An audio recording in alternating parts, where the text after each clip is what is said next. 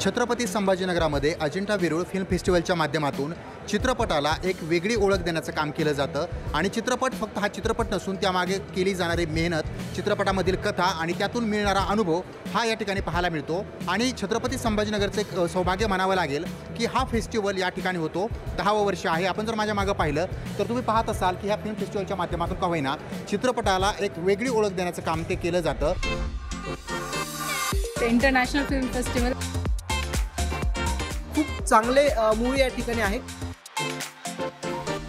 Madam काय सांगाल, film फेस्टिवलच्या माध्यमातून तुम्ही चित्रपटाला कसं जवळून पाहताय? कारण चित्रपट आता एक मनोरंजनाचं साधन नाही आहे, ते एक ओळख सादर करतं, ते म्हणजे आपल्या देशाची, भाषाची आणि त्यासोबतच आपल्या व्यक्तिमत्वाची।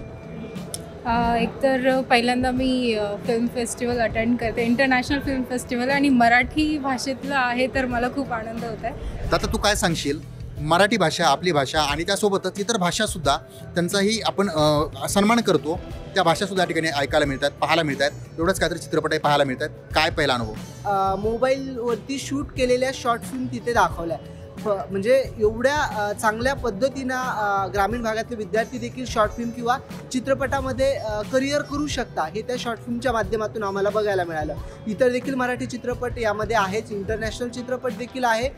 खूप चांगले मूवी या ठिकाणी आहे, कारण बऱ्याच वेळेस फिल्म फेस्टिवल हे पुणे असेल, गोवा असेल, अशा मोठ्या मोठ्या शहरांमध्ये होताना बघायला मिळतात। मोस्ट ऑफली छत्रपती संभाजीनगर शहरामध्ये आता सध्या जे 10 वर्षापासून फिल्म फेस्टिवल होतं आहे, यामुळं मराठवाड्यासह पूर्ण महाराष्ट्रातले जे आहेत विद्यार्थी, त्यांना या ठिकाणी कलागुणांना वाव मिळण्याचं ठिकाण हे फिल्म फेस्टिवल आहे।